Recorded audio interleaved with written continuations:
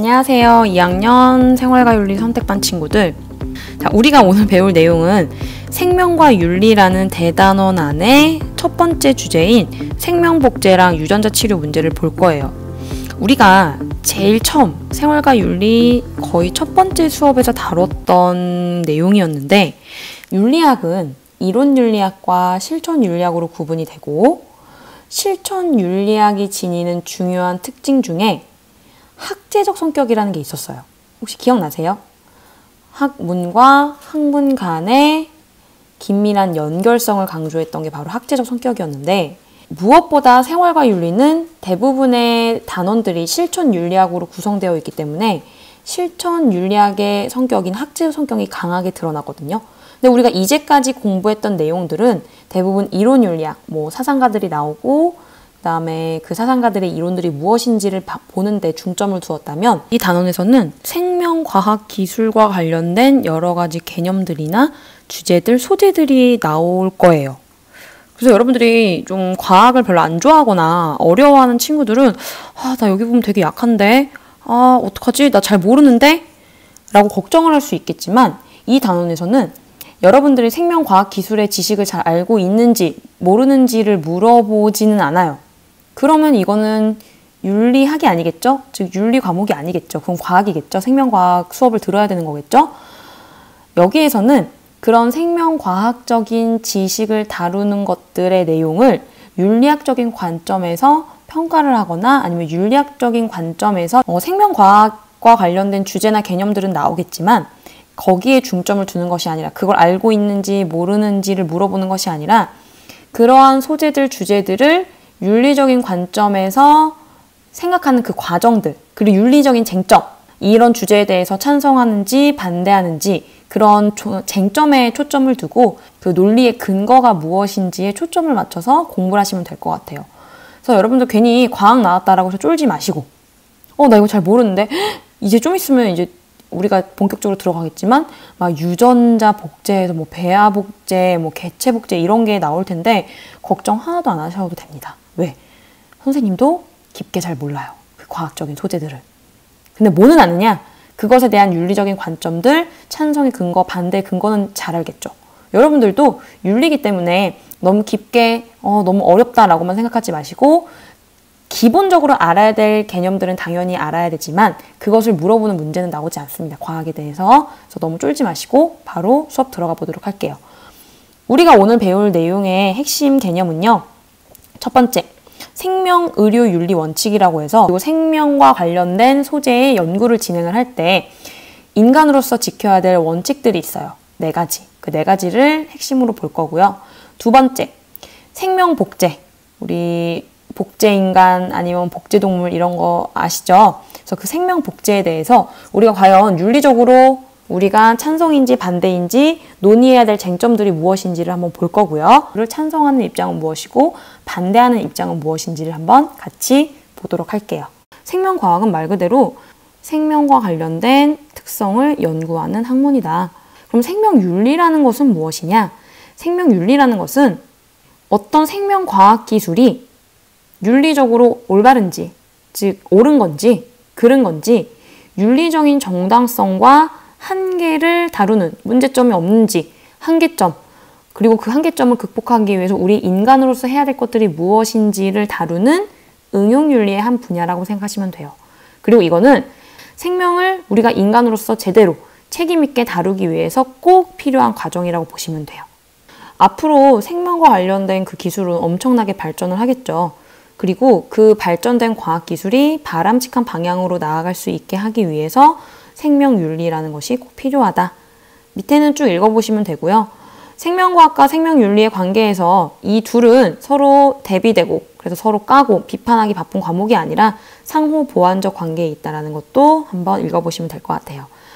자, 그리고 생명과학기술을 다루기 위해서 우리 인간으로서 지켜줘야 될 4가지 원칙을 제시한 사상가들이 있는데요. 사상가 이름은 굳이 외우려고 하진 마세요. 그냥 눈으로 볼게요. 비천과 칠드레스. 이 2명의 학자가 인간이 생명을 다루는 어떤 기술을 진행하고 연구를 할 때는 반드시 지켜져야 할 4가지 원칙이 있다라고 얘기합니다. 첫 번째, 생명과학 연구는 인간의 자율적 의사를 최대한 존중해야 된다. 자율성을 최대한 존중해야 된다라고 해서 자율성 존중의 원칙이에요. 어떤 외부의 강제에 의해서 권력에 의해서 생명과학 연구가 진행되어서는 안 되고 인간의 스스로의 자발적인 의사를 최대한 반영해서 진행되어야 한다라는 게 첫 번째 자율성 존중의 원칙입니다. 두 번째, 진료나 실험에 있어서 어떤 사람에게 신체적으로 악을 끼치거나 정신적 상처를 주어서는 안 된다. 그래서 두 번째, 해악 금지의 원칙. 세 번째, 의학 및 생명과학 연구자는 목적이 환자나 혹은 피험자, 즉 실험이 되는 대상의 이익을 도모해야지 절대 자신의 사적인 이익 추구를 해서는 안 된다라는 거. 세 번째, 선행의 원칙. 네 번째, 연구 성과나 자원은 모든 사람들한테 공정하게 분배되어야 한다라는 마지막 정의의 원칙입니다. 이 네 가지 원칙이 우리가 생명의료윤리 혹은 생명과학의 연구를 진행했을 때 꼭 지켜져야 되는 원칙이라고 보시면 돼요. 자, 그럼 두 번째, 본격적으로 생명복제와 관련돼서 어떤 윤리적인 우리가 논쟁 그리고 생각을 해봐야 될 주제들이 있는지를 한번 볼게요. 첫 번째, 생명복제를 볼 건데요. 생명복제는 복제, 생명이 똑같은 생명 하나가 복사된 것처럼 나오게 되는 것, 그게 바로 생명복제죠. 좀 더 전문적인 용어로 얘기를 하자면 동일한 유전 형질을 가진 생명체가 인간에 의해서 인위적으로 만들어내는 기술을 생명복제 기술이라고 얘기합니다. 자, 여기 볼게요. 너무 귀여운 양들이 있네요. 네 마리 다 똑같이 생겼는데요? 헉, 너무 귀여운 원숭이 2마리가 있네요. 언뜻 보면 평범해 보이는 이 동물들은 각각 2007년에 탄생한 복제 양들이고요. 2018년에 탄생한 복제 원숭이들이에요. 2007년에 탄생한 이 양들은요. 여러분 혹시 97년인가 96년에 복제양 돌리가 탄생했던 거 기억이 아니라 여러분들 혹시 교과서에서 보신 적 있나요? 선생님은 그때 엄청나게 뉴스에서 막 여러 가지로 그러니까 특보로 보도됐던 게 기억이 나요. 드디어 우리 인간의 과학기술이 복제 기술까지 영향을 미쳤다 하면서 그 뉴스에 진짜 완전 탑 헤드라인으로 이 복제양 돌리에 대해서 나왔던 기억이 납니다. 그 복제양 돌리의 유전자를 다시 복원해서 2007년에 똑같은 돌리를 4마리를 복제를 한 거예요. 그래서 아까 선생님이 우스갯소리로 4마리 다 똑같이 생겼다라고 했는데 네, 똑같은 양들이에요. 자, 그 다음 두 번째 이 원숭이들은요. 2018년에 중국에서 복제된 원숭이들입니다. 생명 복제 기술을 통해서 만들어진 결과물이죠. 생명 복제는 제일 처음 동물 복제부터 시작을 했어요. 복제양 돌리는 우리 왼쪽에서 보는 과정에서처럼 대리 모양과 복제할 양, 그리고 각각의 체세포와 난자, 그리고 전기 충격, 그 다음에 이식의 과정까지를 거쳐서 만들어지게 됩니다. 이 동물 복제에 대한 입장에서 여기 힙장이라고 나와 있는데 힙스터가 아니라 입장이라고 고치시면 될 것 같아요. 죄송해요. 여기 입장. 굉장히 힙한 오타네요. 자, 동물 복제를 찬성하는 입장은 동물 복제를 통해서 우수한 품종을 개발하고 유지할 수 있다라고 봐요. 그리고 가장 설득력 있는 근거가 희귀동물을 보존할 수 있다. 그리고 멸종동물을 복원할 수 있기 때문에 더 많은 생명체 그리고 다양한 개체를 보존하는데 이바지할 수 있다라는 입장에서 동물 복제를 찬성을 합니다.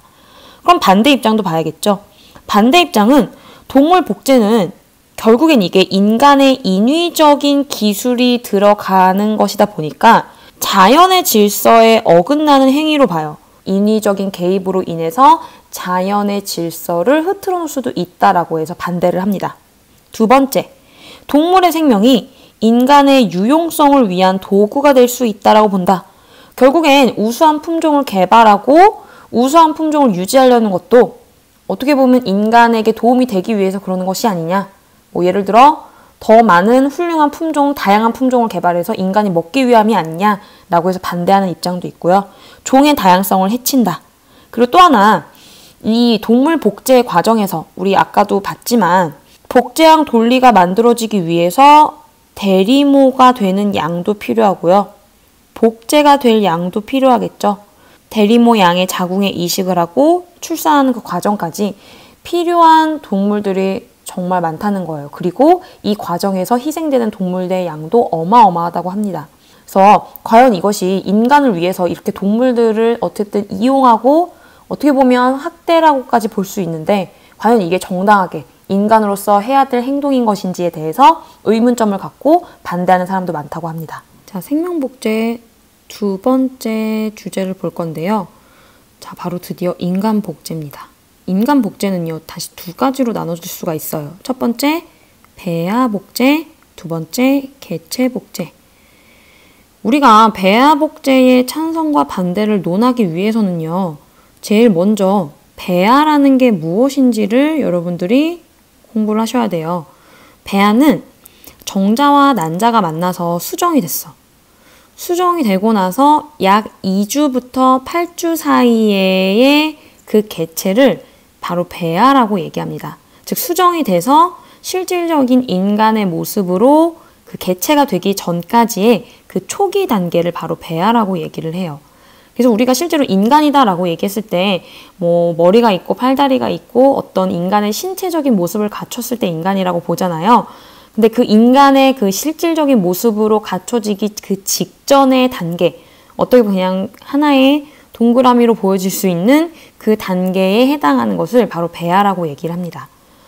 그런데 이 배아를 복제한다라고 했을 때 배아 복제를 찬성하고 반대하는 입장이 나눠지게 되는 그 기준이 바로 이 배아를 인간의 모습도 아닌데 과연 이거를 인간이라고 인정해줘야 돼? 라고 보는 입장이 있을 것이고, 비록 인간의 신체와 같은 모습의 형태는 아니라 할지라도 이것도 역시 인간이 될 수 있는 가능성, 그냥 내버려 두면 자연스럽게 인간이 될 수 있는 가능성을 지닌 존재이기 때문에 인간으로 인정해 주어야 한다라고 보는 입장이 있어요. 배아 복제를 찬성하는 입장에서는 배아는, 인간의 배아 세포는 그냥 단순히 세포 덩어리에 불과해.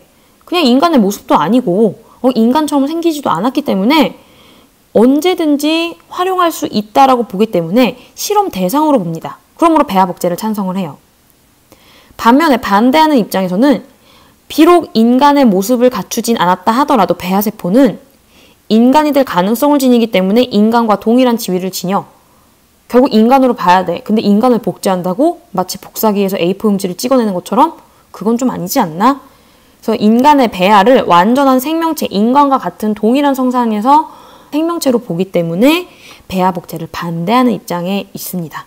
자, 그럼 정리해 볼게요. 찬성의 입장에서는 배아는 완전한 인간으로 볼 수가 없다. 그냥 하나의 동그라미야, 동그라미. 동그라미로 그냥 인간의 모습도 아닌데 왜 우리가 이것을 인간과 동일한 지위를 지닌 존재로 봐야 되지? 배아로부터 획득한 줄기세포를 활용을 해서 사람에게 도움이 될 수 있기 때문에, 예를 들어 인체 조직을 혹은 망가진 장기를 복구한다든지 혹은 질병 치료에 활용할 수 있기 때문에 배아 복제를 찬성한다라고 보시면 돼요. 자, 왼쪽으로 가볼게요. 여기 나와 있는 이 과정이 바로 그 복제된 배아를 통해서 줄기세포를 추출해내는 과정을 그린 건데요. 여기 보면 한 여성으로부터 추출해낸 난자가 있고요. 추출해낸 체세포가 있습니다. 이것을 핵융합 과정을 통해서 복제 배아를 만들고요. 이 복제 배아 안에는요, 줄기세포 배아라는 것이 존재해요. 줄기세포는 만능세포라고도 얘기를 해요. 인간이 상상할 수 있는 그 이상의 어떻게 보면 꿈의 의료 기술이에요. 어떤 사람이 교통사고를 당해서 팔이 절단됐거나 다리에 손상을 입었어. 그러면 이 줄기세포를 이식을 해서 없던 다리가 생겨나는 거야. 없어진 팔을 재생한다던가. 아니면 어떤 사람이 장기가 심각하게 손상이 됐어. 그래서 당장 이식을 받지 않으면 죽어요. 그러면 그 사람에게 이 줄기세포를 이식을 해서 새로운 신장을 재생시키는 거예요. 그래서 코가 없는 사람에게 줄기세포를 이식하면 코가 만들어지는 거고, 다리가 없는 사람에게 혹은 손발이 절단된 사람에게, 아니면 심장이 심각하게 손상을 입은 사람에게 간이 심각하게 손상돼서 당장 이식을 받지 않으면 죽는 사람에게 이 줄기세포를 이식해서 새로운 신장을 재생시키는 것. 이거 정말 꿈의 의료 기술이겠죠? 그런데 문제는 이 배아를 얻기 위해서 우리가 거쳐야 될 과정들에 대해서 생각을 해봐야 될 문제들이 많아요. 첫 번째, 아까도 얘기했지만, 자, 여기 볼게요. 오른쪽. 복제 배아는 결국에는 인간의 지위를 지닌 하나의 생명체예요. 하나의 생명이기 때문에 우리는 당연히 그 생명을 지닌 존재를 보호해 주어야 할 의무가 있다라고 봐요. 어디까지가 경계를 따져서 인간의 형태를 지니지 않으면은 인간이 아니고 인간의 형태를 지녀야지만 꼭 인간인가? 어디까지를 인간으로 보고 어디까지를 인간으로 보지 말아야 될까? 인간의 모습을 갖춰야지만 인간인 거고 인간의 모습을 갖추지 않으면 인간이 아닌가? 그런 생각도 해봐야 되는 것이고. 두 번째, 아까 복제양 돌리 문제에서도 그 복제양 돌리를 만들어내기 위해서 정말 수많은 대리모 양과 그리고 난자가 추출되어진 양이 존재했던 것처럼 배아 복제를 하기 위해서, 즉 정말 배아가 많이 필요하잖아요. 배아 복제가 되기 위해서는 그 배아를 만들어내기 위해서는 결국 여성이 필요하다라는 거죠. 난자가 필요하기 때문에. 그래서 배아 복제를 위한 난자의 확보 과정에서 여성의 건강권과 그 다음에 여성의 인권이 훼손될 수 있는 가능성이 있다는 거죠. 여러분, 난자는 한 달에 한 번 여성의 몸에서 나오게 되죠. 근데 그 한 달에 한 번 나오는 난자를 얻기 위해서, 그러면 12개를 얻기 위해서는 12달을 기다려야 하는데, 그럼 그만큼 실험 과정에서 시간이 많이 지체가 되겠죠. 그러다 보니까 배란 유도 주사를 맞기도 한다고 합니다. 근데 그게 여성의 몸에 어쨌든 인위적으로 호르몬을 조절하는 것이기 때문에 굉장히 좋지 않다라고 해요. 그러면 그 실험 대상이 되는 여성들은 어쩔 수 없는 건강에 심각한 훼손을 얻을 수도 있겠죠. 그래서 그런 문제들도 우리가 생각을 해야 되고, 그런 근거에 의해서 배아 복제는 반대할 수밖에 없다라고 보는 입장이 있어요. 마지막 개체 복제를 볼게요. 개체 복제는 인간이라는 한 명의 개인을 복제하는 거예요. 그래서 윤지유가 있으면 또 다른 윤지유를 만들어내고 또 다른 윤지유를 만들어내는 이 복제가 바로 개체 복제예요. 그럼 왜 이런 인간 개체 복제를 하고자 하느냐? 인간 복제를 함으로 인해서 다양한 고통에 놓여져 있는 사람들을 도울 수 있다는 거죠. 불임 부부의 고통을 줄여줄 수 있다. 복제 인간들도 서로 다른 선택을 하게 되고 경험을 통해서 그리고 다른 환경에서 살아감으로 인해서 각자 다양한 삶을 살아갈 수 있기 때문에 너희들이 걱정하는 것만큼 과연 인간 삶에 혼란을 주고 인간에게 오로지 고통만을 주고 걱정거리만 주지만은 않을 것이다 라고 보는 입장도 있어요. 자, 개체 복제 반대하는 입장 볼게요. 복제를 했어. 그리고 그 복제한 사람의 의도에 따라서 복제 인간을 도구로서 활용할 수 있다는 거예요. 윤지유라는 하나의 인간이 만들어졌어요. 그리고 두 번째 윤지유가 만들어지게 되고 세 번째 윤지유가 만들어지게 되겠죠. 근데 만들어진 이유가 원래 윤지유가 아플 때 장기를 꺼내서 사용할 수 있게 하기 위해서 두 번째 윤지유를 만들고 세 번째 윤지유를 만들었다. 그럼 나머지 두 번째 윤지유와 세 번째 윤지유의 인권 그리고 생명권은 하나의 도구로서 전락을 해버릴 수밖에 없겠죠. 그리고 또 하나, 인간의 고유성을 위협한다. 우리가 인간으로서 존엄한 이유는요, 우리는 only one, 이 세상에 단 한 명이기 때문이에요. 그런데 복제를 통해서 두 번째 윤지유가 만들어지고 세 번째 윤지유가 만들어지게 되고 뭐 여러 명의 윤지유가 계속 만들어지게 되다 보면 인간이 진 고유성과 존엄성은 그 가치가 점점점 줄어들 수밖에 없겠죠. 지금 나를 죽이면 안 돼. 왜? 나는 이 세상에 하나이기 때문에. 근데 이 세상에 윤지유가 굉장히 많아.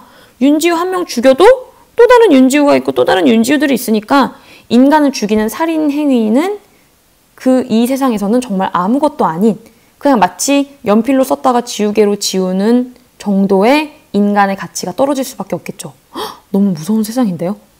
그래서 인간의 고유성을 위협할 수 있다. 그 다음, 인간의 자연스러운 출산 과정, 인간의 탄생이라는 그런 자연스러운 과정을 혼란스럽게 만들고 또 하나, 인간의 상호 의존성 및 가족 관계에 혼란을 줄 수 있다는 근거에 의해서 개체 복제를 반대합니다. 그리고 개체 복제는 찬성 입장보다는 반대 입장에 조금 더 중점을 두고 공부를 하시는 게 좋을 것 같아요. 왜? 법적으로 전 세계적으로 인간 개체 복제는 절대적으로 금지입니다. 자, 유전자 치료라는 건 우리 인간이 질병을 치료하기 위해서 인간의 유전자, 그 중에서 특히 체세포, 체세포와 생식세포 안에 정상적인 유전자를 넣어서 잘못된 유전자를 바로잡거나 이상한 유전자 자체를 아예 바꿔버리는 치료법을 유전자 치료라고 얘기를 합니다. 그래서 유전자 치료는 치료 대상에 따라서 체세포 유전자 치료랑 생식세포 유전자 치료로 나뉘어요. 여기 오타가 있네요. 체세포가 아니라 체세포예요. 체세포 유전자 치료는 환자 개인에게만 영향을 끼쳐요. 그 아픈 그 유전자 치료를 받는 그 환자에게만 영향을 끼치기 때문에 뒤에 나오는 생식세포 유전자 치료보다는 윤리적으로 좀 덜 논쟁이 됩니다. 그래서 환자의 질병 치료를 위해서 제한적으로만 허용이 되고 있다. 그래서 생식세포 유전자 치료를 찬성하는 근거를 보면 결국 안 좋은 병의 유전자를 갖고 있는 그 현 세대의 그 유전병을 막아서 다음 세대의 병을 예방할 수 있기 때문에 우리 인간에게도 더 효율적인 거 아니냐, 유용하지 않냐라고 해서 찬성을 하고요. 같은 맥락에서 유전병을 퇴치해서 의학적으로도 큰 발전을 일으킬 수 있기 때문에 생식세포 유전자 치료를 찬성하는 입장이 있습니다. 마찬가지 경제적 효용 가치를 산출할 수 있다. 그래서 대부분의 생식세포 유전자 치료의 찬성 논거를 보면 모두 다 유용성과 효율성의 측면에서 우리 인간의 삶에 더 큰 발전을 줄 수 있다라는 관점을 갖고 있다라는 거 공통점으로 뽑아낼 수 있겠죠. 반면에 반대 논거를 보시면 자, 생식세포에 영향을 주기 때문에 변형된 유전자 정보를 그 다음 세대에 전달을 하겠죠. 그러면 이 변형된 유전자를 받는 것에 대해서 아직 태어나지 않은 미래 세대의 동의 여부가 불확실하다. 또 하나, 아직까지는 이 유전자 치료에 대해서 아직까지는 생식세포 유전자 치료의 그런 과정이나 결과가 의학적으로는 불확실하고 완벽하게 이제 이런 부작용이 있고 이런 임상실험을 통해서 이렇게 했다라는 정확한 근거와 결과가 부족하기 때문에 위험할 수 있고 세 번째, 인간의 유전자를 조작하는 우생학을 부추길 수 있다. 우생학이라는 건 뭐냐면요. 인류를 유전학적으로 개량할 것을 목적으로 여러 가지 조건과 인자들을 연구하는 학문이에요. 여러 조건 같은 거. 그럼 결국 인간을 유전학적으로 개량한다라는 거, 고쳐서 훨씬 더 좋은 걸로 나아가게 한다라는 건데 과연 인간의 어떤 것들이 좋은 것이고 어떤 것들이 나쁜 점인 것인가. 그리고 인간들 중에서도 그러면 유전학적으로 좋은 유전자를 갖고 태어난 사람이 있고 좋지 못한 유전자를 갖고 태어난 사람이 있다라는 전제하에 이 학문이 연구가 되는 건데 어떤 기준으로 인간의 우월함을 따질 것인가에 대한 신체적으로 비율이 잘 맞는 인간? 그럼 신체적으로 비율이 좋지 않은 인간은 열등한 인간일까요? 그럼 선생님은요? 선생님 열등한가요? 선생님 우월한가요? 죄송합니다. 즉 인간을 어떤 기준으로 우월한 인간이고 열등한 인간으로 나눌 것인가 이건 굉장히 민감한 문제거든요. 그리고 실제로도 어떤 걸 기준으로 나눌 수도 없고 그런데 우생학에서는 인간에게는 좋은 유전자가 있고 나쁜 유전자가 있고 인간을 구분할 수 있다라고 생각합니다.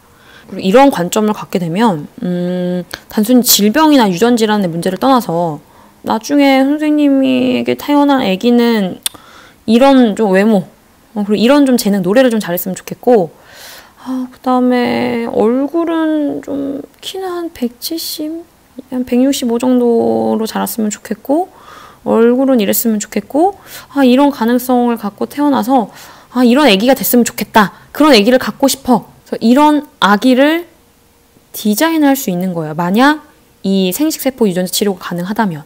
그러면 그렇게 해서 디자인된 아이는 부모가 디자인한 그 특성을 토대로 삶의 과정 같은 게 어느 정도 정해져 있는 거예요. 선택된 상태로 살아가게 태어난 거죠. 이거는 어떻게 보면 그 아이가 선택한 게 아니죠. 선생님, 즉 부모 세대가 선택을 한 거죠. 그러면 인간에게 가장 중요한 특성 중에 하나인 자율성이 없어지게 되는 거예요. 그리고 우리 여기 자료에는 나와 있진 않은데 선생님은 이런 유전자 치료나 생명복제 이런 거 문제 나오면 항상 생각하는 게 과연 이 치료비 같은 게 얼마나 정도 될까? 결국 그 치료비라는 것도 어마어마한 액수로 결정이 될 텐데 그럼 과연 그 액수를 주고 이 유전자 치료라든지 아니면 우리가 앞에서 이전에 배웠던 생명복제라든지 그런 치료를 받을 수 있는 사람이 결국 얼마나 될 수 있을까? 결국에 이것도 돈을 가진 자에게 집중이 되겠고, 돈을 가지지 못한, 정말 치료가 꼭 필요하지만 돈이 없어서 제대로 치료를 받지 못한 사람들에게는 정말 꿈의 얘기가 될 수밖에 없지 않을까? 그런 분배의 문제 같은 것도 발생할 수 있겠죠. 그래서 여러 가지의 윤리적인 논쟁거리를 갖고 있는 게 바로 이 생명을 다루는 생명윤리 파트인 것 같아요. 그래서 여기까지 정리하도록 하고요. 여기 부분은 단순히 이론을 정리하고 달달달 외우기보다는 실제로 관련된 영화나 혹은 자료 화면 같은 거를 보고 내 생각을 정리해두는 게 필요할 것 같아요. 배아 복제 찬성할 것인가 반대할 것인가, 그리고 동물 복제에 대해서 또 어떻게 생각을 하는 것인지, 그리고 또 하나 개체 복제가 이루어졌을 경우에 어떤 문제점이 발생하기 때문에 반대를 하는 것인지 꼼꼼하게 한번 생각을 정리해 보시길 바래요. 오늘도 수고 많으셨습니다. 안녕.